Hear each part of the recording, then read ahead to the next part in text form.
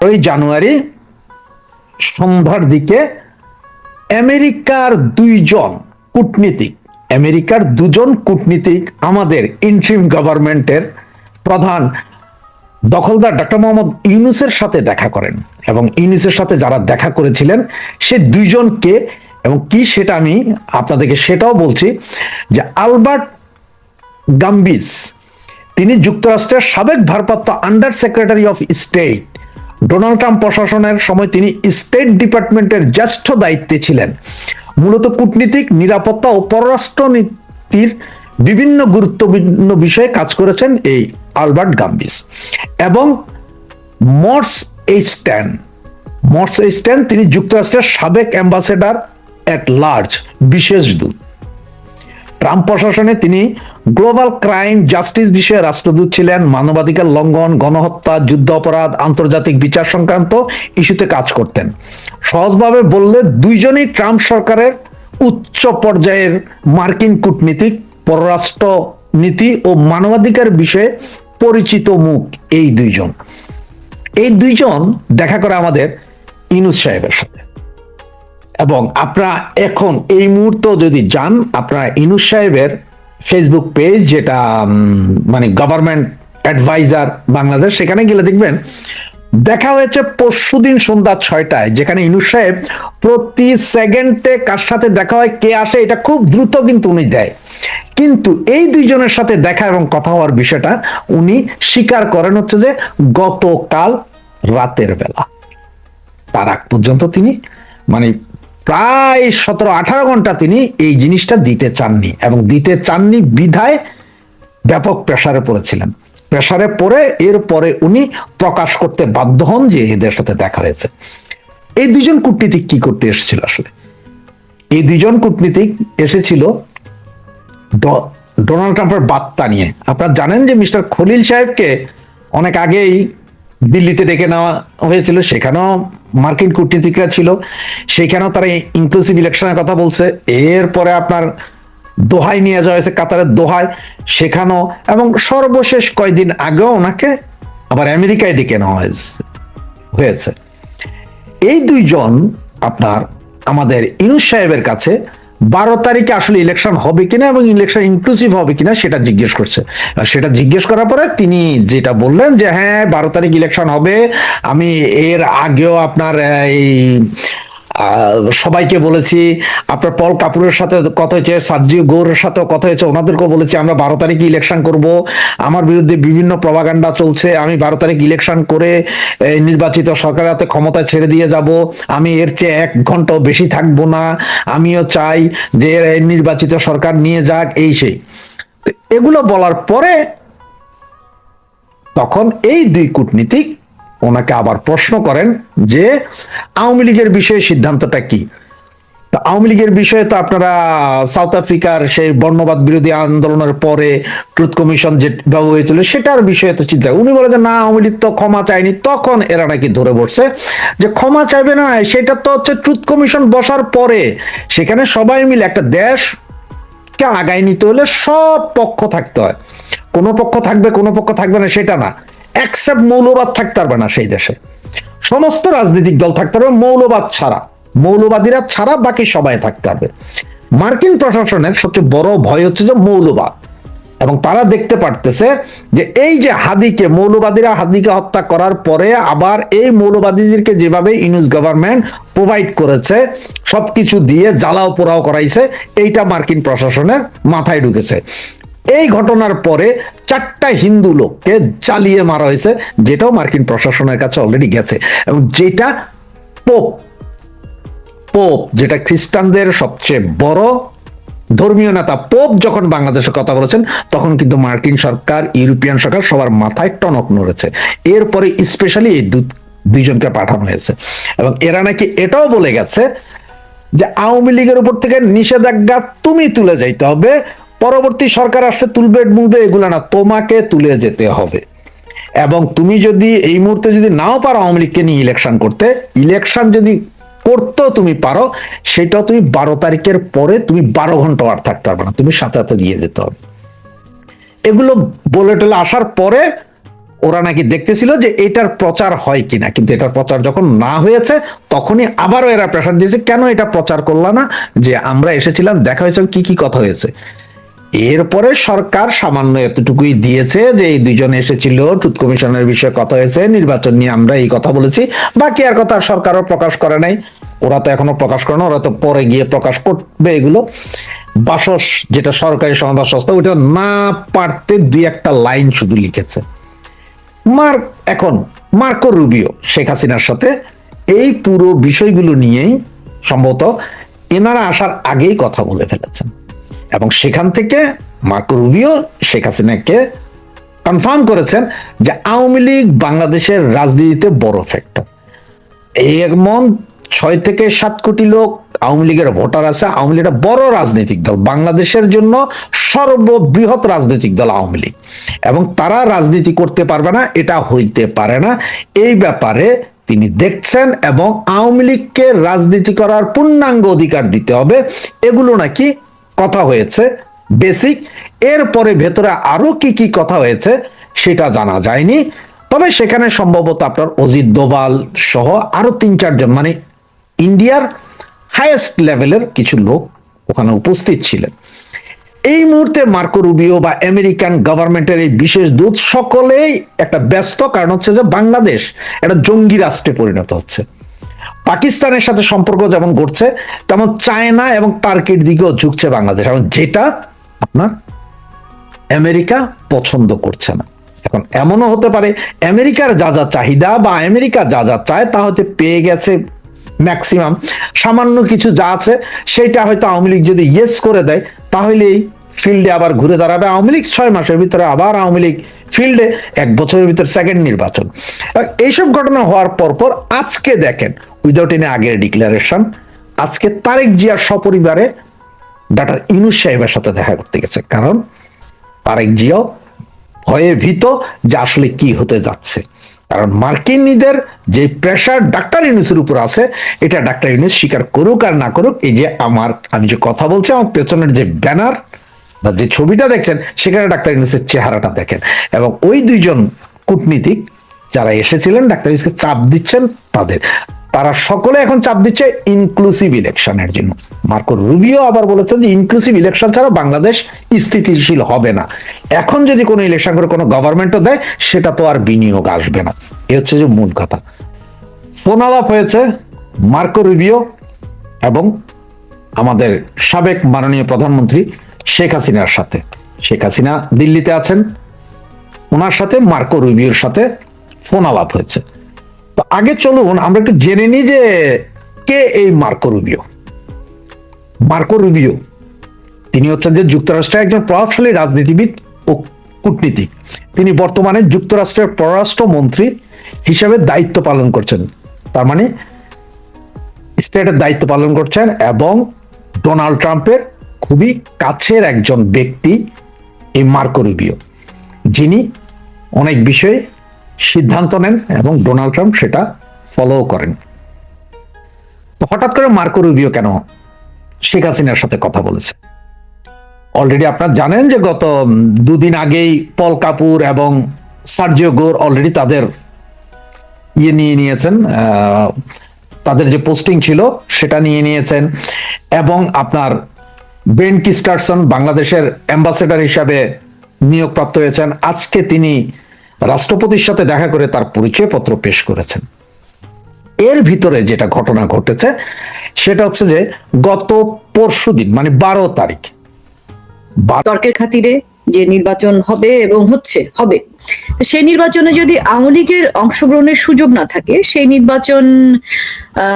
নির্বাচনের ফলাফল নিয়ে কি হবে তা অগ্রিম কিন্তু কয়েকটা দেশের থেকে আমরা শুনতে পেয়েছি। যেমন ধরেন, যদি ভারতের কথাই ধরি, আমাদের নিকটতম প্রতিবেশী, মানে এবং আমাদের 3 দিক ঘিরে আছে যে দেশটি সবচাইতে আমাদের সাথে সম্পর্কযুক্ত সব ক্ষেত্রেই, তারা কিন্তু বলে দিয়েছে যে এরকম নির্বাচন হলে সেটা স্বচ্ছ হবে না, বা সেই নির্বাচনে তা মানে অন্তর্ভুক্তিমূলক না হলে এটা নিয়ে প্রশ্ন থেকে যাবে। এবং যদি যুক্তরাজ্যের দিকে তাকান, তারাও কিন্তু একই কথা বলেছে, অন্তর্ভুক্তিমূলক নির্বাচনের কথাই বলেছে। তো এই আবার পরিস্থিতিতে ইউরোপিয়ান অন্য ব্যাখ্যা দিয়েছে কিন্তু। হ্যাঁ হ্যাঁ, তারা আবার অন্য ব্যাখ্যা দিয়েছে। তারা বলছে যে নির্বাচন পর্যবেক্ষণ করবেন এবং ফলাফল সার্টিফাই করবেন না, তাদের সেই পরবর্তীতে বলবে যে তাদের আসলে নির্বাচনটা সুষ্ঠু হচ্ছে কিনা, এই ধরনের একটা বার্তা তারা দিয়েছেন। তো সেই অবস্থায় আপনাকে আরো তথ্য দিয়ে রোমা, এই মাসের শেষের দিকে দিল্লিতে ইউরোপীয় নেতাদের একটা সামিটের মতো একটা বৈঠক আছে ভারতের সাথে। সেখানে আসবেন অনেক দেশের নেতারা। সেখানে সম্ভবত ভারতের পক্ষে ইলেকশন নিয়ে আলাপ করা হবে, বাংলাদেশ ইলেকশন নিয়ে। এবং ওনারা তো বাংলাদেশও মানে একটা প্রোগ্রামও করে গেলেন, মানে আসছিলেন নির্বাচন পূর্ববর্তী যে তারা সবসময় আসেন, এর আগেও আমরা দেখেছি। তো এইবার এসেছেন, তারা একটা প্রেস কনফারেন্সে উপস্থিত ছিলেন, সেখানে তারা জবাব দিয়েছেন বিভিন্ন প্রশ্নের। কিন্তু আমি খুব গুরুত্ব দিচ্ছি এখানে, আমি ভারতকে যেমন গুরুত্ব দিব, তেমনি মার্কিন যুক্তরাষ্ট্রের কথা যদি বলেন, যুক্তরাজ্যের কথা বলেন, ইউরোপিয়ান ইউনিয়নের কথা শোনার জন্য আমাদের সময় আরো সামনে আছে। তো তারা অগ্রিম কিন্তু বলে দিয়েছেন। আর তারা কি বলেছেন তারা সেটাও যদি বাদ দেই, আপনি দেশের মানুষের দিকে তাকান, আপনি যদি সর্বশেষ গ্রহণযোগ্য নির্বাচন ধরেন 2008-এর নির্বাচন, অথবা আপনি সেই 91 নির্বাচন যেখানে আওয়ামী লীগ বিরোধী দলের আসন পেয়েছে, নির্বাচনে জয়যুক্ত হয়নি, সেখানেও যদি আপনি তাকান, ভোটের ক্ষেত্রে দেখবেন যে আওয়ামী লীগের ভোটের ফলাফলের দিকে সবচেয়ে বেশি এগিয়েছিল।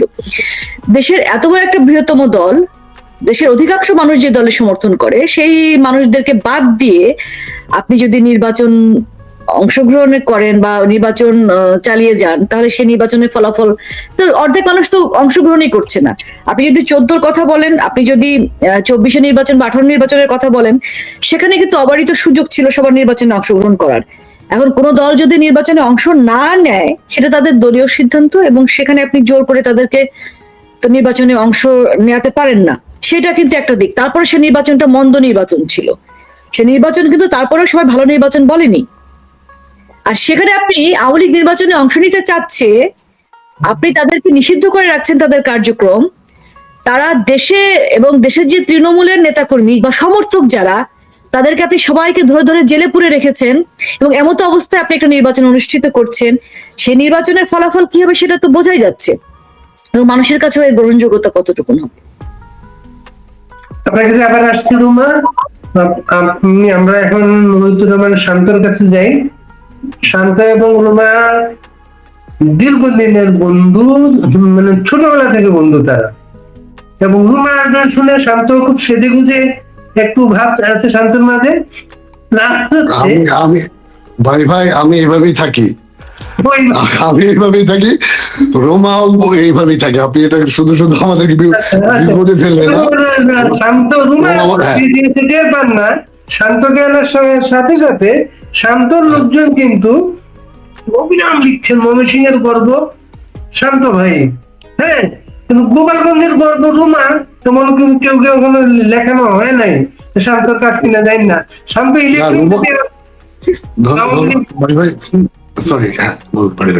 আওয়ামী লীগ ছেড়ে যদি নির্বাচন, আপনি কিভাবে দেখেন, যেটা চেষ্টা চলছে এখন? ধন্যবাদ বাড়ি ভাই, আপনার মাধ্যমে আপনার দর্শক সকলকে আমার সালাম। রোমা আমার প্রিয় বন্ধু, রোমাকে ধন্যবাদ আজকের এই অনুষ্ঠানে আমার সাথে যোগ দেওয়ার জন্য। বাড়ি ভাই আমি একটু ডিটেল করে বলি, সেটা হচ্ছে যে আজকালের জেনারেশনে দেখবেন যে গ্রামের মানুষের পছন্দের জায়গা হচ্ছে বাড়ি সিদ্দিকী, মমতাজের মতো গায়ক গায়িকারা। আর শহরের মানুষের কাছে পছন্দ কিন্তু এন্ড্রু কিশোর, সাবিনা ইয়াসমিন, রুনা লায়লা, তারা। আমাদের জেনারেশন বললাম, আর আমাদের পরের জেনারেশন জেনজি বা আলফা, এদের কাছে আপনি দেখবেন যে আমাদের ওই সাউথ কোরিয়ার বিটিএস বা এই ধরনের ব্যান্ডগুলো ওদের কাছে ভীষণ জনপ্রিয়। বাট আমাদের গ্রাম অঞ্চলের ভাওয়াইয়া ভাটিয়ালি গান এরা শোনে না। মানে প্রত্যেকটা জিনিসের একটা ফ্যান বেস থাকে। আওয়ামী লীগ বাংলাদেশের সর্ববৃহত্তম দল, এটা আপনি এই যাবৎকালে যতগুলি ভোট হয়েছে, সেই ভোট যদি আপনি অ্যানালাইসিস করেন, আওয়ামী লীগ ক্ষমতায় না যেতে পারে, বাট যে ইলেকশনগুলিতে আওয়ামী লীগ ক্ষমতায় যায়নি, সেটার ভোটের পার্সেন্টেজ বিএনপির চেয়ে আমাদের 3 থেকে 5% বেশি ছিল। আমি যেটা বলতে চাচ্ছিলাম যে আওয়ামী লীগ একদম প্রান্তিক পর্যায়ের মানুষের ভালো লাগার দল, ভালোবাসার দল। আর একটা নির্বাচন সেটা জমিয়ে রাখে কিন্তু গ্রামগঞ্জের মানুষ। শহরে মানুষ কিন্তু ইলেকশনের প্রতিটা এতটা প্যাশনেট না যতটা গ্রামগঞ্জের মানুষ দিন রাত চা খাবে। শীতকালে বেসিক্যালি ইলেকশন গুলি হয়, গুড়ের গুড়ের কি বলে খেজুর গুড়ের চা খাবে, সারা রাত গান বাজনা করবে, নৌকা ধানশীর বলে নাচাবে। এটা হচ্ছে আমাদের ইলেকশনের চিরচায়িত রূপ। এখন যেই নির্বাচনে আওয়ামী লীগ অংশগ্রহণ করবে না সেই নির্বাচনে তো এই ফেসটা, নির্বাচনের যে রিয়েল ফেসটা বাংলাদেশে সেটা নষ্ট হবে। এখন আপনি যদি আমাকে প্রশ্ন করেন ভাই আপনাদের সময় তো নির্বাচন হয়েছে, এরকম তো ছিল না। আমাদের নির্বাচন আর এবারের নির্বাচনে কিন্তু কিছুটা, আমি একটু আপনার প্রশ্ন আমি নিয়ে উত্তর দিয়ে দিচ্ছি। আওয়ামী লীগ কোনো নির্বাচনে কাউকে বর্জন করায়নি, কাউকে ব্যান করেনি, কোন রাজনৈতিক দলকে নির্বাচনে আসতে বারণ করেনি, বরং বারংবার বিএনপি এবং তার নেতৃত্বাধীন 14 দলীয় জোট সে নির্বাচনের আগে কিংবা নির্বাচনের দিন বয়কট করেছে, সেটা তাদের ব্যাপার। কিন্তু আওয়ামী লীগের পক্ষ থেকে কাউকে নির্বাচনে অংশগ্রহণ করতে না দেওয়ার কোনো ধরনের প্রচেষ্টা ছিল না। তো সেই দোষ আওয়ামী লীগকে যদি নিতে হয় তাহলে শুধু এইটুকুই নিতে হবে যে আওয়ামী লীগ গণতান্ত্রিক পন্থাকে রক্ষার জন্য, বাংলাদেশের কনস্টিটিউশনকে রক্ষার জন্য নির্বাচন ব্যবস্থা তাকে করতে হয়েছে হাইকোর্টের নির্দেশ অনুযায়ী। সেই আওয়ামী লীগ নির্বাচন করে বাংলাদেশের গণতন্ত্রকে সমুন্নত রেখেছে। ভোট দিতে পারেনি কারণ যেহেতু ধানের শীষ সেই ব্যালটে ছিল না, একটা বার কিংবা দুইটা বার সভাপতি মানুষের স্পৃহা কমে গিয়েছিল, যার জন্য ওই ভোটগুলিতে মানুষের অংশগ্রহণ কম ছিল। বাংলাদেশের নির্বাচনের চিত্র এই যে ব্যালটে নৌকা থাকবে না কিংবা ধানের শীষ থাকবে না, সেই নির্বাচন ঘিরে মানুষের স্পৃহা বলেন উৎফুল্লতা বলেন কমে যাবে। তো এই সরকারের অধীনে নির্বাচন আওয়ামী লীগ অংশগ্রহণ করলেও আমি ব্যক্তিগতভাবে মনে করি আওয়ামী লীগকে অংশগ্রহণ করার সুযোগ দিলেও অংশগ্রহণ করা উচিত হবে না, কারণ বাংলাদেশ আওয়ামী লীগের কাছে এই সরকার অবৈধ। বাংলাদেশ আওয়ামী লীগের কাছে শুধু না, বাংলাদেশের কনস্টিটিউশন অনুযায়ী এই সরকার অবৈধ। বাংলাদেশ আওয়ামী লীগের মতো একটা বৃহত্তম দল, বাংলাদেশের স্বাধীনতা অর্জনকারী দল, যার নেতৃত্বে স্বাধীনতা বাংলাদেশের অর্জিত হয়েছে, সেই দল বাংলাদেশের গণতন্ত্র বারবার যখন মুখ থুবড়ে পড়েছে, যে দলটা সেই গণতন্ত্র পুনরুদ্ধারে নেতৃত্ব দিয়েছে, সেই দলের একটা অবৈধ সরকারের অধীনে নির্বাচনে অংশগ্রহণ করে তাকে লেজিমেট করার, তাকে আইনপন্থী করার কোনো সুযোগ নাই। ইউনূস সরকারকে বাংলাদেশ থেকে যেতে হবে, তারপরে একটা তত্ত্বাবধায়কের মাধ্যমে সরকার গঠিত হবে, সেই সরকারে অধীনে নির্বাচনে আওয়ামী লীগ অংশগ্রহণ করতে পারে। আমি আবারও বলি ইউনূস সরকারের অধীনে আওয়ামী লীগ কোনো নির্বাচনে যাওয়া সেটা আওয়ামী লীগের আজকের স্ট্যান্ডের বিরুদ্ধে হবে। আমি বিশ্বাস করি আওয়ামী লীগ তার অধীনে যাবে না। ধন্যবাদ। রুমা, ইউনূস সরকার, প্রফেসর ইউনূস আজকে যে হঠাৎ করে আবার বললেন আওয়ামী লীগ যদি ক্ষমা চায় তাহলে তার সুযোগ আছে, এই কথার কথা কেন প্রফেসর ইউনূস ক্ষমা চাচ্ছে? মানে উনি আসলে বলেছেন কারণ উনি জানেন যে উনি চাপের মুখে আছেন, কারণ এই নির্বাচন যদি উনি করে ফেলেন এই আওয়ামী লীগকে ছাড়া, তাহলে উনার যে কিছুটা হলে তো গ্রহণযোগ্যতা ছিল বিভিন্ন জায়গায়, অলরেডি যেটা নষ্ট হয়ে গেছে, আসলে যেটুকুন বাকি আছে সেটুকুন শেষ হয়ে যাবে, সেটা উনি ভালো করে জানেন। আর কিন্তু এটা হচ্ছে ওনার ব্যাপার, কিন্তু আমাদের কথা হচ্ছে যে মানে আওয়ামী লীগ কার কাছে ক্ষমা চাবে এবং কেন ক্ষমা চাবে, আওয়ামী লীগ কি করেছে, আওয়ামী লীগের কারণটা কি কারণে ক্ষমা চেয়েছে। হ্যাঁ, ক্ষমা যদি চায় জনগণের কাছে চাইতে পারে, সেটা হচ্ছে যে 5ই আগস্টের জুলাই আগস্টের যে ষড়যন্ত্র হলো, যেই ষড়যন্ত্রের ফলাফল এখন বাংলাদেশের মানুষ ভোগ করছে, যেই ফলাফলের কারণে ইউনূস এখন রাষ্ট্র ক্ষমতা দখল করেছে, সেই যে ফলাফলটা মানে আজকের যে পরিস্থিতি, এইটা আওয়ামী লীগ ট্যাকেল করতে পারেনি বা আওয়ামী লীগ এটাকে প্রতিহত করতে পারেনি, সেই কারণে আওয়ামী লীগ জনগণের কাছে ক্ষমা চাইতেই পারে। বা একটা রাষ্ট্রীয় দল এতদিন যেহেতু ক্ষমতায় ছিল টানা, কিন্তু দেশ সচিব কয়েকদিন আগে আবার বলেছেন, দেখেন না কি অবস্থা, একটু হাজার হাজার লোককে মেরে ফেলছে, একটা বার কোন দুঃখ বোঝাচ্ছে, একবার সরি বলছে। আমি এটা নিয়ে কথা বলতে চাই। ধন্যবাদ ফজলুল ভাই। এই যে ওনারা বলছে হাজার হাজার, জাতিসংঘ বলেছে 1400, এবং সে 1400 আবার সেই 16 জুলাই থেকে শুরু করে 15ই আগস্ট পর্যন্ত। তাহলে দেখেন, আর সরি রুমা, ইনক্লুডিং আমাদের পুলিশ কিলিং যেটা হয়েছে এবং আমাদের আমি বলি 5ই আগস্টের পরেটা সহ, আবার সেখানে কিছুদিন পর পর বের হচ্ছে, যেমন ময়মনসিংহ থেকে একজন বের হলো, সবাই জীবিত বের হয়েছে কয়েকজন। আবার দেখা গেছে ছাত্রলীগের ছেলে মারা গেছে একাধিক, এবং তাদেরকে ইনক্লুড করা হয়েছে। সেখানে প্রথম একটা রিপোর্ট ছিল, সেখানে দেখলাম যে আস্তে আস্তে কমে সর্বশেষ 772-82 এরকম একটা সংখ্যা ছিল সরকারের পক্ষ থেকে। তাও সরকারের পক্ষ থেকে বলা হচ্ছিল যে এই, তাহলে দেখেন কোথায় হাজার হাজার আমি সেই 772 বা 782 এই সংখ্যাটাও যদি ধরি, এই 772 বা 782 সংখ্যার কারো কিন্তু পোস্টমর্টেম করা হয়নি। এই মানুষগুলো কিভাবে মারা গিয়েছে, মানুষ মারা গিয়েছে এভাবে সত্য, এটা সত্য। মুগ্ধ মারা গিয়েছে এটা সত্য, আবু সাইদ মারা গেছে এটা সত্য। কিন্তু আবু সাইদের বাবা যখন কোর্টে বললেন যে তিনি তার ছেলেকে যখন গোসল করাচ্ছেন তখন দেখেছেন যে মাথার পেছন থেকে রক্ত বের হচ্ছে। আমরা সবাই ভিডিও ফুটেজে দেখলাম আবু সাইদ দুহাত মানে ছড়িয়ে দাঁড়িয়ে আছেন এবং এবং তার হাতে একটা লাঠি ছিল এবং তাকে রাবার বুলেট মারা হয়েছে। তাহলে যে রক্তপাত যদি হয় তাহলে তো তার বুক দিয়ে বের হবে, রাইট? মাথার পেছন দিয়ে গুলিটা করলো কে? এবং আবু সাইদকে সেখান থেকে নিয়ে যাওয়া হলো, এরপর সে কতক্ষণ কোথায় ছিল কেউ জানে না। এরপর শুনলাম আমরা আবু সাইদ মারা গিয়েছে, গেল আবু সাইদ।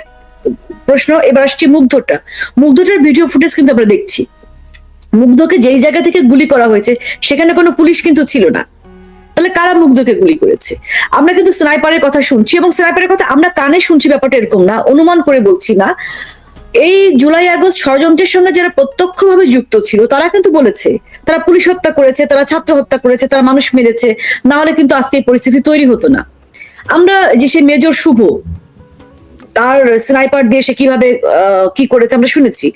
এবং ব্রিগেডিয়ার সাখাওয়াত হোসেন যেই কথার প্রেক্ষিতে যার মন্ত্রণালয় বদলি করা হলো, চেঞ্জ করে দেওয়া হলো, তিনি বলেছেন যে অধিকাংশ গুলি হয়েছে স্নাইপারের গুলি ছিল এবং একথা বলার পরে তাকে বদলি করা হয়েছে। এবং তিনি বলেছেন যে এটা তো সাধারণ পুলিশের হাতে থাকার কথা না। এটা কিন্তু আমি বাড়ি ভাই জানি না যে এটা আসলে কার হাতে থাকে, এটা ওনাদের কাছ থেকে শুনে শুনে আমরা যেটা বলছি। সবকিছু মিলিয়ে এই যে 772 জন বা 750 জন যেই সংখ্যাই বলি, এই মানুষগুলো কার হাত দিয়ে মারা গিয়েছে আসলে। এবং আমরা সবকিছু মিলে আমাদের কাছে যেটা মনে হয় যে আজকের এই পরিস্থিতি তৈরির জন্য, আজকে রাষ্ট্র ক্ষমতাটাকে দখল করবার জন্য ইউনূসের সাগরেদা, ইউনূস এবং গং, তারাই কিন্তু এই লাশগুলোর স্রষ্টা, তারাই এগুলো মানুষগুলোকে মেরে ফেলেছে। বাড়ি ভাই কোলে শিশু নিয়ে মা দাঁড়িয়ে আছে 5 তলায়, সে শিশুটা একদম গ্রিল ভেদ করে গ্রিল ফুটো হয়ে কিভাবে তার মাথায় গুলি লেগে সে বাচ্চা মারা যায়? কেউ এখানে দাঁড়িয়ে বাচ্চাটাকে মারবে? এই যে সাধারণ মানুষকে যে হত্যা করা, যদি আওয়ামী লীগ সরকার মানুষ মেরে থাকে, হ্যাঁ কিছু আত্মরক্ষার্থে গুলি হয়েছে, সেখানে কিছু মানুষ মারা যেতেই পারে। আমরা যেমন কিছু থানা অ্যাটাক করেছে, তখন পুলিশরা কি করবে? পুলিশরা দাঁড়িয়ে নিজেরা মরে যাবে?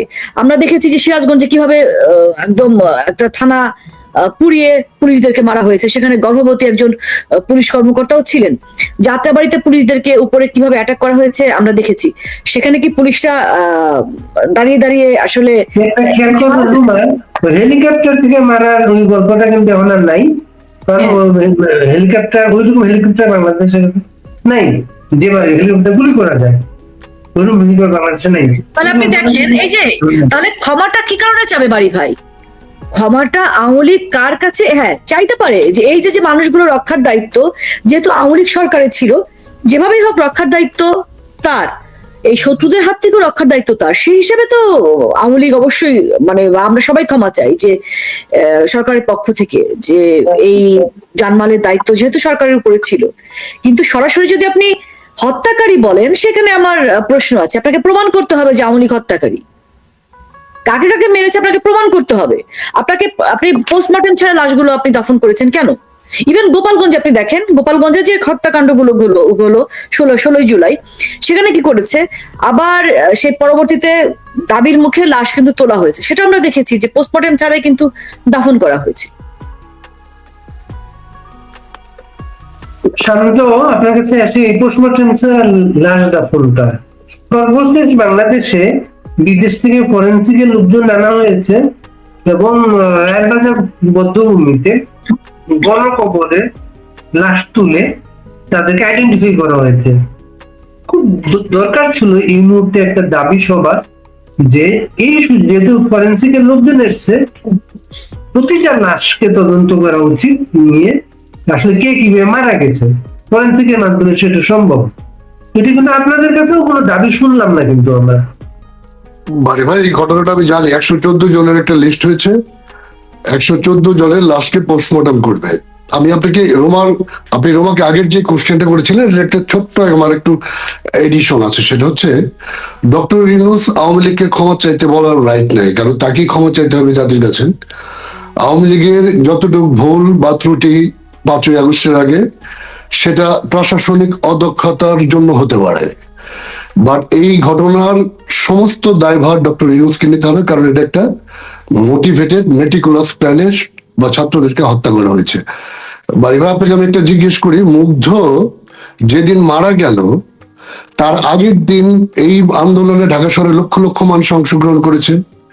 তার আগের দিন বা তার 2 দিন আগে কেন শুধু মুগ্ধকে পানি দেই, আর ওই আন্দোলনে অনেকেই পানি দিয়েছে, আমরা লক্ষ্য করেছি, খাওয়া দিয়েছে, পানি দিয়েছে। মুগ্ধকেই কেন একদিন বা 2 দিন আগে সারা মিডিয়াতে আনা হলো পানি দেই বলে? আমার কথাটা কি আপনি ধরতে পেরেছেন? মানে মুগ্ধকে যে কিল করা হবে তার পোর্ট্রেট তার আগেই করে রেখেছে, কারণ হাজার হাজার মানুষ যেখানে তাদেরকে হেল্প করছিল পানি খাওয়া দিয়ে, সেখানে শুধু খালি 48 ঘন্টা জুড়ে মুগ্ধময় ছিল আমাদের সোশ্যাল প্ল্যাটফর্ম। তো সেই দিন মুগ্ধ যেদিন মারা গেল, তার মানে কি মানুষ মুগ্ধকে আগে থেকেই চিনতো পানি দিয়ে একটা ছেলে বলে, মানে ইমোশন ক্রিয়েট করার জন্য এটা একটা তাদের প্লট ছিল। হ্যাঁ, আমি এটাই বলার চেষ্টা করলাম যে আপনি হাজার হাজার লোক থাকতে মুগ্ধকে কেন ইন্টারনেটে এত বারবার দেখানো হচ্ছে? কারণ মুগ্ধর একটা নিষ্পাপ বেবি ফেস ছিল, and he was doing a Nobel job, পানি বিলাচ্ছিলেন মানুষকে, একটা মানবিক কাজ করছিলেন। তাকে মৃত্যুর আগে মানুষের ভেতরে একটা দরদ জন্মানো হয়। মুগ্ধ কিন্তু তার মৃত্যুর আগে দিন ফেসবুকে স্ট্যাটাস দিয়েছে, এটা আমাদের আন্দোলন, ছাত্রদের আন্দোলন, এই আন্দোলনে জামাত শিবির বিএনপি অংশগ্রহণ করে এটার ক্রেডিট নেওয়ার চেষ্টা করবে না। আমি যেটা বলার চেষ্টা করলাম, মৃত্যুগুলিও অনেকগুলো এরকম প্ল্যান্ড ওয়েতে করা, মানুষের ইমোশন ক্রিয়েট করার জন্য করা। আপনি বলেন বাড়ি ভাই, আমি আপনাকে বারবার মিটিং এ বলেছি যে আপনি 8 তারিখ পর্যন্ত ডক্টর ইউনূস ক্ষমতায় এসছে, 8 তারিখ থেকে 18 জুলাই থেকে মৃত্যু শুরু হয়েছে। সে প্রত্যেকটা লাশ কিন্তু পোস্টমর্টম করার সুযোগ ছিল, একদম কাঁচা অবস্থায় সুযোগ ছিল। আপনি এখন পোস্টমর্টম যাদেরকে করবেন, আমি যদিও জীববিজ্ঞানের ছাত্র না, কিন্তু আমি এইটুকু বুঝি যে 16 মাস পরে লাস্ট অনেকটাই পচে গেছে কিংবা পুরোটাই পচে গেছে। আপনি সেখান থেকে সিলেক্টিভ কিছু লাশকে আপনি তুলে আপনি পোস্টমর্টম রিপোর্ট করাবেন। আপনি পোস্টমর্টম রিপোর্ট যাদেরকে যে করাবেন তাদেরকে আপনি বলে রাখবেন, আপনি এটা একটা সর্বদলীয় একটা প্রতিনিধি দল কিংবা প্রত্যেক দলকে অংশগ্রহণ করুক, যে আপনারা আপনাদের নিজেদের মতো করে একজন করে চিকিৎসক দেন বা চিকিৎসক দল দেন, যাদের সবার সামনে পোস্টমর্টম হবে। সেই পোস্টমর্টমে সবাই অংশগ্রহণ করে যদি সেটা রেজাল্ট হয়, তাহলে সেটা জাতির কাছে বিলিভেবল। আরেকটা এই 10টা সেকেন্ড, আর নাহলে ডক্টর ইউনূস যাদেরকে এই সরকার, আমার কাছে তালিকা আছে, যাদেরকে লাশ তুলতে দিয়েছে তাদেরকে স্নাইপারের আঘাতে গুলি করা হলেও সে কাকে আনছে আমরা জানি না, কোন লোক এটার পোস্টমর্টম করবে সেটাও আমরা জানি না। সে যেভাবে তাকে রিপোর্ট দিতে বলবে সে সেভাবেই রিপোর্ট দেবে, এবং এই রিপোর্টটা হবে কি, এই যে স্নাইপারের কথা বারবার বললেন আমাদের মাননীয় উপদেষ্টা সাখাওয়াত সাহেব, তিনি 7.62 বোরের কথা বললেন। এখন দেখবেন যে আপনি প্রত্যেকটা মৃত্যুকে দেখানো হবে অন্য একটা গুলিতে, যেটা আমাদের বাংলাদেশের পুলিশ কিংবা র্যাব ব্যবহার করে, যেন সরকারকে বা আমাদের আইন শৃঙ্খলা বাহিনীকে দোষারোপ করা যায়। ডক্টর ইউনূসকে ক্ষমা চাইতে হবে তো সবার আগে বাংলাদেশের আইন শৃঙ্খলা বাহিনীর শত শত আইন শৃঙ্খলা বাহিনীর মানুষকে হত্যার জন্য, আওয়ামী লীগের নেতাকর্মীদেরকে নির্বিচারে হত্যার জন্য, এবং 5ই আগস্টের আগে যে হত্যা হয়েছে সেটার পুনঃ তদন্ত এবং সঠিক তদন্তের মাধ্যমে পুলিশের অতি বাড়াবাড়িতে যেগুলি হত্যা হয়েছে সেটা একরকম ক্রাইটেরিয়া, পুলিশ জীবন রক্ষার্থে যদি গুলি করে হত্যা করে থাকে সেটার আরেক ধরনের ক্রাইটেরিয়া, এবং সাখাওয়াত সাহেবের মতো যেগুলি স্নাইপার কিলিং সেগুলির আরেকটা ক্রাইটেরিয়া।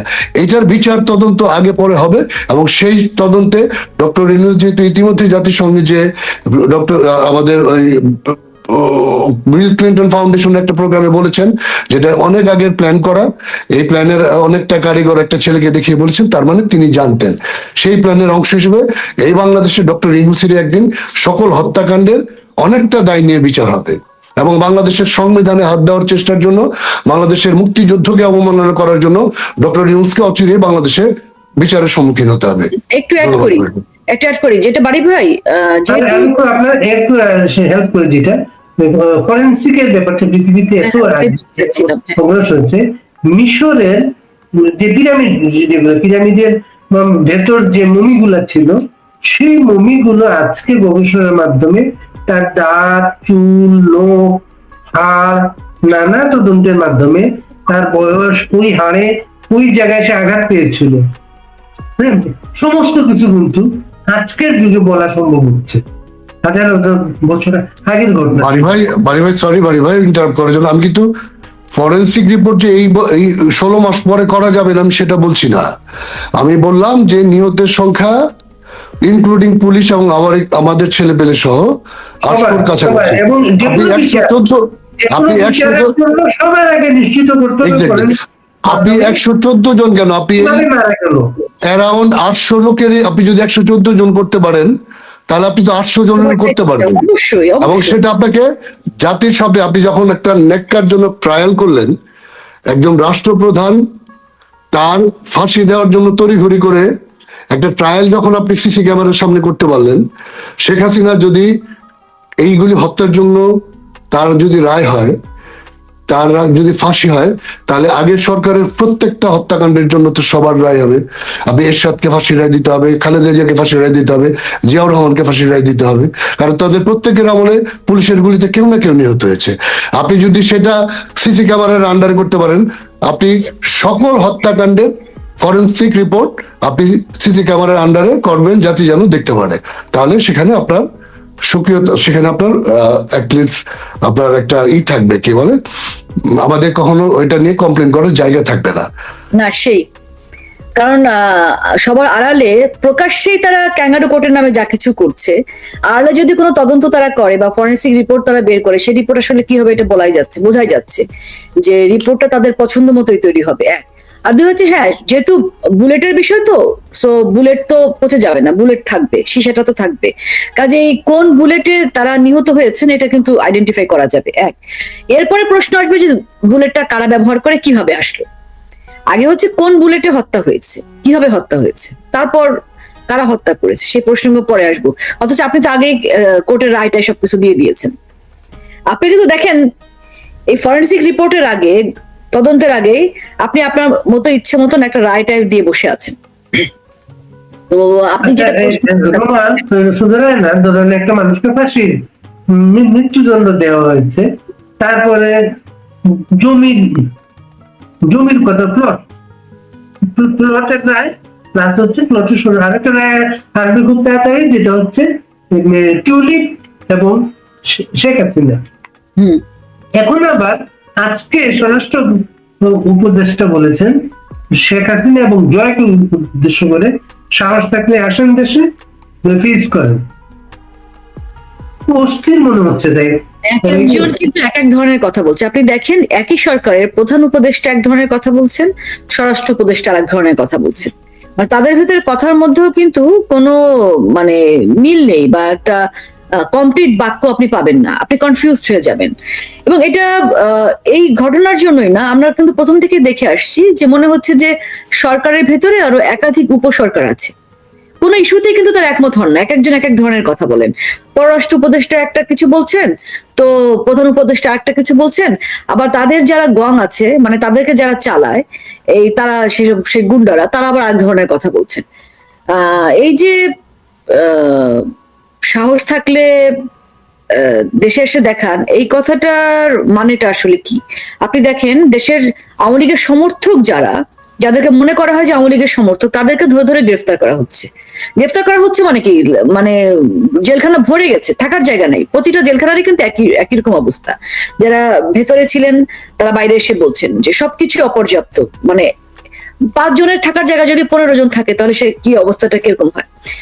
এবং কোনো আইন শৃঙ্খলা নাই, কোনো আইন আদালত নাই, এরকম আমরা স্বৈরাচারের সরকারও দেখেছি। আমরা একটা ছেলেদের চিঠি প্রকাশ পেল। বাড়ি ভাই আপনার কি মনে হচ্ছে বাংলাদেশের আজকের অবস্থা দেখে আজকে বাংলাদেশে কোন সরকার আছে আপনার মনে হয়, মানে অ্যাক্টিভ কোন সরকার আছে বাংলাদেশের কোন একটা অর্গানের সাথে এই সরকারের? বাড়ি ভাই আমি একটা টপিক, আমি একটা লজিক বলে দিচ্ছিলাম, না থাকার কারণে আপনি সুবিধা পেয়ে যাচ্ছেন। বাড়ি ভাই আমি একটু একটা কথা করতে চাই। বাড়ি ভাই, সরি বাড়ি ভাই, আমি রোমার কথাটা আমি সময় ইনক্লুড করতে চাইছিলাম, ও কথা বলছিল দেখে আমি ইনক্লুড করি। এই সরকার গভর্নমেন্ট ফর্ম করার সাথে সাথে দায় মুক্তির জন্য পাগল হয়ে গেলেন কেন?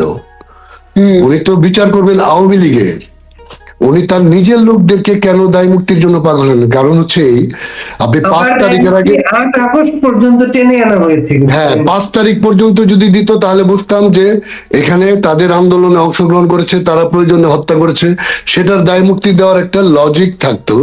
আপনি 5 তারিখ আওয়ামী লীগ সরকারের পতনের পর বাকি 3 দিন যে হত্যাকাণ্ডগুলি হয়েছে, সেই হত্যাকাণ্ড থেকে তাদেরকে বাঁচানোর জন্য দায় মুক্তি দেওয়া হচ্ছে, কারণ ওই 3 দিনে শত শত পুলিশ আওয়ামী লীগের নেতাকর্মীদেরকে হত্যা করা হয়েছে।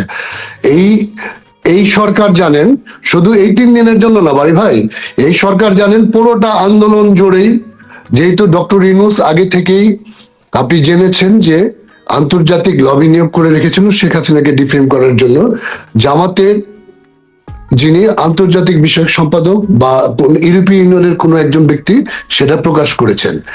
তার মানে কি ইউনূস এই ষড়যন্ত্রের সাথে শুরু থেকেই জড়িত।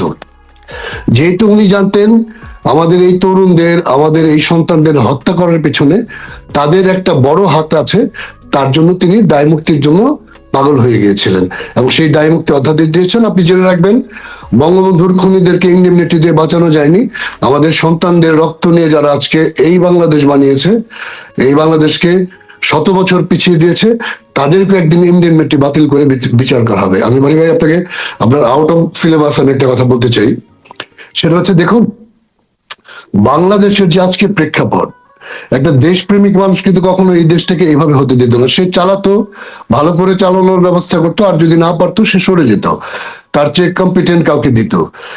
এই সরকার এসছে হচ্ছে একটা সাম্রাজ্যবাদী শক্তির সব ধরনের চাওয়া পাওয়াকে পূরণ করার জন্য। আমরা যখন শেখ হাসিনা বারবার বলতেন, আমরা তার দলের তার প্রতি অনুগতরা ভাবতাম নেত্রী বোধহয় এটা বোধহয় দলে মানুষকে একটা বোঝানোর জন্য এই কাজগুলি করছেন। আর শেখ হাসিনা যাওয়ার পর কিন্তু সাথে সাথে দৃশ্যমান হলো যে এইটা সাম্রাজ্যবাদী, মানে মুদ্রা কথা আমেরিকার তাবেদারি করার জন্য এই সরকার আসছেন। এই দেশের মানুষের প্রতি, এই দেশের মাটির প্রতি তাদের কোনো মায়া নাই, কোনো দায়বদ্ধতা নাই, তাই তারা আমেরিকাকে যা পারছেন সেটা দেওয়ার জন্য পাগল আছেন। দেশের মানুষ মরুক, জ্বলুক, পড়ুক। আপনি দেখেছেন দেশের আইন শৃঙ্খলার অবস্থা, দ্রব্যমূল্যের অবস্থা, গ্যাসের দাম, বাজারের দাম, আপনি সাধারণ কৃষক মানুষ কান্না করে, আপনি প্রত্যেকটা ক্লিপে দেখবেন যে 3 বেলা খেতে পারি না। ওদিকে তার কোনো ধরনের মনোযোগ নাই। এই সরকারের মূল মনোযোগ হচ্ছে, এই সরকারে যারা আছেন আদিলুর রহমান, হাসিবুল্লাহ, এরা অনেক আগে থেকে আমেরিকার এজেন্ট। এরা হচ্ছে আপনার আমেরিকার দাক্ষিণ্যে এদের পরিপুষ্ট হওয়া এনজিওর মাধ্যমে। এদের টোটাল কনসেন্ট্রেশন হচ্ছে আমেরিকাকে কিভাবে এই জিওগ্রাফিক্যাল কন্ডিশনে শক্তিশালী করা যায়, তার জন্য যা যা করতে হবে আমেরিকার জন্য, তাই তারা নাকি খদ্দি করবে। দেশের মানুষ গোল্লায় যাক, মরে যাক, তাদের কোনো মাথা ব্যথা নেই। এই শক্তি যতদিন বাংলাদেশে থাকবে, এখন শুধু কিন্তু আওয়ামী লীগের ক্ষতি হয় না ভাই, আওয়ামী লীগ তো দহনে দহনে আওয়ামী লীগের জন্ম হয়েছে। আওয়ামী লীগ তো পোড়া দল, আওয়ামী লীগ তো পুড়ে পুড়ে আজকে আওয়ামী লীগ হয়েছে। আওয়ামী লীগের গায়ে পোড়া খুব বেশি কথা না, এই পোড়াটা পুরো বাংলাদেশের গায়ে লাগছে। বাংলাদেশের আওয়ামী লীগের একজন নেতা যেমন সাফার করছে, বাংলাদেশের অন্যান্য রাজনৈতিক দলের নেতা, সাধারণ মানুষ, কৃষক, শ্রমিক, মোটে, কুলি, মজুর সবাই সাফার করছে। আপনি বলেন আজকে যারা ইভেন যারা মধ্যবিত্ত তারা সাফার করছে, চাকরি হারিয়ে, চাকরির বেতন কাটেল করে। যারা উচ্চবিত্ত তারা প্রতিনিয়ত চাঁদাবাজির শিকার হচ্ছে। বাংলাদেশের কোন অংশের মানুষটা ভালো আছে আপনি আমাকে বলবেন প্লিজ। আদিলুর রহমান খানদের তো মূল টার্গেটটা এই সমস্ত কিছু না, ওনার সর্বশেষ আওয়াজও ছিল কোনো অবস্থাতেই ফেসিবাদকে ফেরত আসতে দেব না। এটা বাড়ি ভাই, শেখ হাসিনা ফেসিবাদ তো তাদের মুখে, শেখ হাসিনা হচ্ছে বাংলা এই বিশ্বে সাম্রাজ্যবাদের বিরুদ্ধে সবচেয়ে বলিষ্ঠ কণ্ঠস্বরের একটা, যেমনটা ছিলেন বঙ্গবন্ধু। আমাদের মতো একটা আর্থসামাজিক দেশের প্রধানমন্ত্রী আমেরিকায় বসে আমেরিকার বিরুদ্ধে সমালোচনা করে, যেটা রাশিয়ার প্রধানমন্ত্রী কখনো পারেনি বা প্রেসিডেন্ট কখনো পারেনি। শেখ হাসিনা হচ্ছে বঙ্গবন্ধুর মতোই শোষিত মানুষের কণ্ঠস্বর। এখন আমি আপনাকে বাড়ি ভাই কালো বললে তো কালো হবে না, বরং আপনি আমাকে কালো বললে আমার গায়ে লাগতে পারে, because in my complexion is black, but you are the white complexion. So কে কাকে কি বললো সেটা বড় কথা না, মানুষ কাকে কি বললো। বাংলাদেশের মানুষ শেখ হাসিনার প্রতি কতটা আবেগতাড়িত আপনি মানুষের যখন বিভিন্ন টিভি ক্লিপসে দেখেন, মানুষের হাক আর গোঙানিগুলি শেখ হাসিনাকে ফিরিয়ে নেওয়ার জন্য, এগুলি তো মানুষের শেখ হাসিনার জন্য মানুষের দোয়া হিসেবে কাজ করবে। আপনি দেখবেন, আমি আপনাকে বলে রাখলাম অ্যাজ এ বিলিভার, এই দেশে শেখ হাসিনা আসবেন, বাংলাদেশে শেখ হাসিনা প্রধানমন্ত্রী হবেন, এই মানুষের ভালোবাসা দোয়াতেই। আমি একটা লাইন অ্যাড করি, সেটা হচ্ছে যে ফ্যাসিস্ট please. যদি জননেত্রী শেখ হাসিনা যদি ফ্যাসিস্ট হতেন বা আওয়ামী লীগ সরকার ফ্যাসিস্ট হলে আজকে ইউনূসরা রাষ্ট্র ক্ষমতা দখল করতে পারতো না, কোনো সুযোগ ছিল না। ফ্যাসিস্ট না তাহলে ইরানের মতো লাইট বন্ধ করে 10-15 হাজার লোক মেরে ফেললে, কিংবা আওয়ামী লীগের লক্ষ লক্ষ নেতা কর্মীকে ঢাকা যদি নেত্রী ডাকতেন, ইরান তো মোটামুটি বেঁচে গেল, কারণ নেত্রী রক্তক্ষয় এড়ানোর জন্য দলীয় কর্মসূচি দেন নাই। সো নেত্রী যদি ফেসিস্ট হতেন, একদিন ইতিহাস ডিপিক করবে সে অনেক মানবিক মহিলা ছিলেন। রোমা সরি, তুমি এখন বলো, তোমাকে অনেকটু বলার সময় দিলাম। হ্যাঁ, বাড়ি ভাই ভোটের কথা বলেছিলেন, একটু জব দেই। 2000, একজন বলছে 22,000 ইরানে। না বাড়ি ভাই, একটু প্লটের প্রসঙ্গটা নিয়ে আসি। এই সজীব অজের জয়ের এই প্লট নিয়ে যে কথাটা আপনি বলছিলেন, ইউনূসের পূর্বাচলে যে প্লট সংখ্যা হচ্ছে 4080 কাঠা। হ্যাঁ, তিনি ওই প্লটের উপরে একটা রিসোর্ট করেছেন, নাম হচ্ছে নিসর্গ। আপনারা লক্ষ্য করেছেন সাগর রুনির হত্যাকাণ্ডের বিচার নিয়ে অনেক মানে শোরগোল শুনেছিলাম আমরা, এবং এই অবৈধ সরকার ক্ষমতা আসবার পরেও সে বিচার প্রক্রিয়া এখন কত দূর, এটা নিয়ে আপনাদের প্রশ্ন উঠানো উচিত, বিশেষ করে আপনারা যারা সাংবাদিক আছেন। কি করা হয়েছে, তার ছেলেকে 3 কাঠার একটা প্লট দিয়ে সাগর রুনির হত্যাকাণ্ডকে ধামাচাপা দেওয়ার চেষ্টা করা হচ্ছে। এই যে তার ছেলেকে যে প্লট দেওয়া হলো, এটা কি বৈধ ছিল? যদি সজীব ওয়াজেদ জয়ের প্লট যদি সেটা যদি অবৈধ হয়, আবার কি অদ্ভুত, সজীব ওয়াজেদ জয় শুধু না, শেখ রেহানাকে প্লট দিতে টিউলিপ হচ্ছে সুপারিশ করেছে, বা তার ক্ষমতা দেখিয়েছে আর কি। সেই ক্ষমতার ভয়ে জননেত্রী শেখ হাসিনা তার বোনকে প্লট দিয়েছে, ভাগ্নির প্লট দিয়েছে আর কি। তো ওইসব প্লট যদি অবৈধ হয়, তাহলে মেঘের প্লটটা কি করে বৈধ হয়? কোন প্রেক্ষিতে? মেঘের বাবা অ্যাপ্লিকেশন করেছিলেন 2004 সালে, সেই প্রেক্ষিতে কিন্তু তাকে প্লটটা দেওয়া হয়েছে, রাইট? সো এটা নিয়ে আসলে কথা বলতে হবে। হ্যাঁ, আমরা একটা কিছু শেষ করবো। রুমা, আমি একটু জানতে চাই, আপনার ঘনিষ্ঠজন বাংলাদেশে যারা আছে, ওরা যখন আপনাকে জিজ্ঞেস করে তোমরা নাই, ভোটের দিন আমি কি করব, কি জবাব দেন আপনি? না, নো ভোট নো ভোট। যে নির্বাচনে আওয়ামী লীগ নাই, যে নির্বাচনে আওয়ামী লীগের অংশগ্রহণের সুযোগ নাই, এটা শুধুমাত্র আমার ঘনিষ্ঠজন না। কারণ আজকে যদি আপনি বিএনপি বা আপনি অন্য কোনো দল, মানে অ্যান্টি আওয়ামী লীগের কেউ যদি হন, আপনিও যদি ভোট কেন্দ্রে যান, আপনার দিকে আমি তাকিয়েছি, আমি দেখবো তো যে এরকম একটি প্রহসনের নির্বাচন হয়েছে, এবং সেই নির্বাচনে কারা কারা অংশ নিয়েছে, এবং সেই নির্বাচনে কারা কারা ভোট দিতে গিয়েছে। না, আমরা দেখবো, এর চেয়ে বেশি কিছু করবো না। কিন্তু যেটা হয়, আপনি মানুষ হিসেবে আমার কাছে ছোট হয়ে যাবেন। যেই নির্বাচনে কোনো গ্রহণযোগ্য নির্বাচন হচ্ছে না, সেই নির্বাচনের অংশগ্রহণ মানে কি? একটা অগ্রহণযোগ্য নির্বাচন, একটা অবৈধ সরকারের অধীনে, যেটাকে আপনি সমর্থন দিয়ে যাচ্ছেন, রাইট?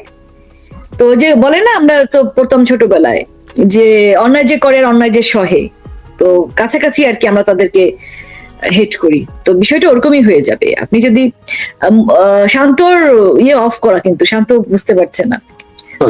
আমি সরি, একটু এই যে প্লটের ব্যাপারটা বাড়ি ভাই একটু বলি, জাতির জানা উচিত। জাতির জনকের কন্যা বা দেশের রাষ্ট্রের কাছ থেকে সম্মানজনক একটা প্লট পেতে পারেন। আমি যদি সেটাকে অন্যায় ধরে নিই, এই অন্যায়ের বিচারটা কে করবেন? যে লোক 1000 কোটি টাকা বৈধ ট্যাক্স নিজের নামে মাফ করিয়েছেন, ক্ষমতায় বসে 6টা বাণিজ্যিক প্রতিষ্ঠানের লাইসেন্স নিয়েছেন, শেখ হাসিনা সরকারের কাছ থেকে 400 টাকা ভিক্ষা নিয়েছেন, সেই লোক এখন শেখ হাসিনা 10 কাঠার প্লটের বিচার করবেন?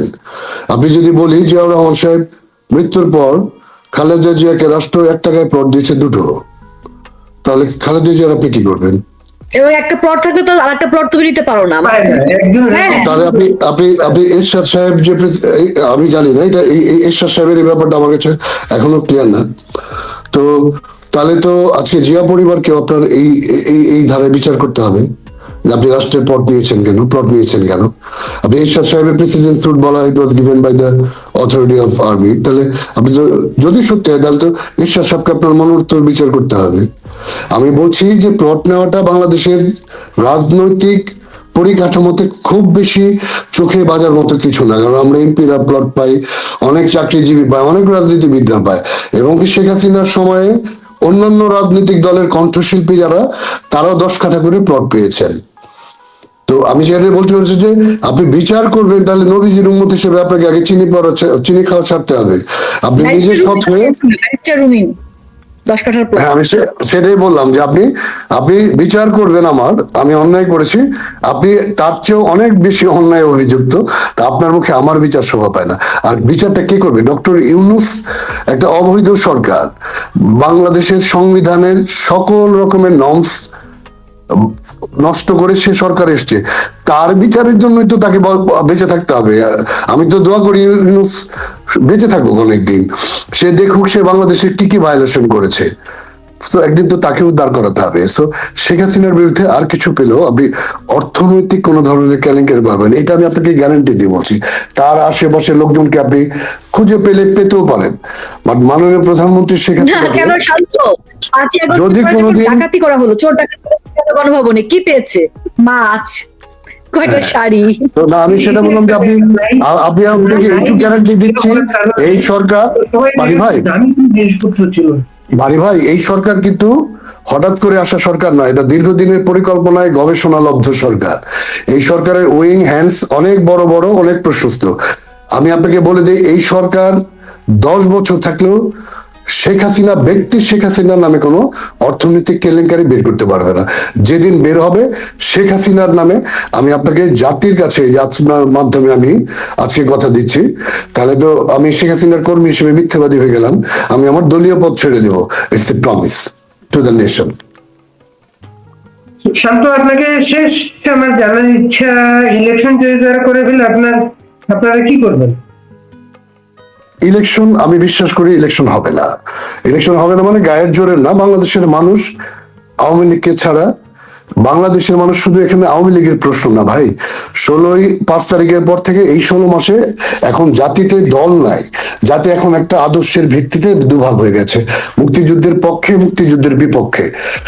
বাংলাদেশের মানুষ দেখেছে আওয়ামী লীগ না থাকায় মুক্তিযুদ্ধের কি দশা হয়, তাই আওয়ামী লীগকে, মুক্তিযুদ্ধকে ধারণ করার প্রধান শক্তি হচ্ছে বাংলাদেশ আওয়ামী লীগ। বাংলাদেশ আওয়ামী লীগ যে নির্বাচনে অংশগ্রহণ করবে না, মুক্তিযুদ্ধে বিশ্বাসী প্রত্যেকটা মানুষ সেই নির্বাচনে ভোট দিতে যাবে না। একটা শীর্ণ জীর্ণ নির্বাচন হবে, যদিও আমি এখনো বিশ্বাস করি নির্বাচনটা হবে না। সেই নির্বাচনটা একদম নির্বাচনের পরে মুখ থুবড়ে পড়বে, কারণ বাংলাদেশের মানুষ সেই নির্বাচন একসেপ্ট করবে না, আন্তর্জাতিক ভাবে সেই নির্বাচন একসেপ্টেড হবে না, কারণ আমরা কাউকে নির্বাচন থেকে বিরত রাখিনি অতীতে।